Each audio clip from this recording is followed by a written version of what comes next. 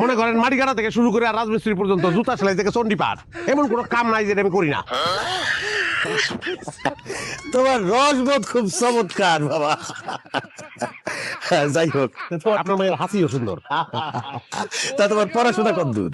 আমার পড়াশোনা মনে করেন matric fail, diploma engineering, honours masters, কোনো কিছুতে কিছু যায় না। তুমি অনেক মজা করো, খুব মজার মানুষ তুমি, কিন্তু আমার সাথে তোমার সম্পর্কটা তো মজার না।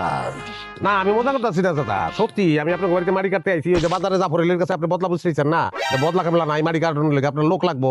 হ্যাঁ আমি সেই লোক। তুমি রবিন শেখ না? না।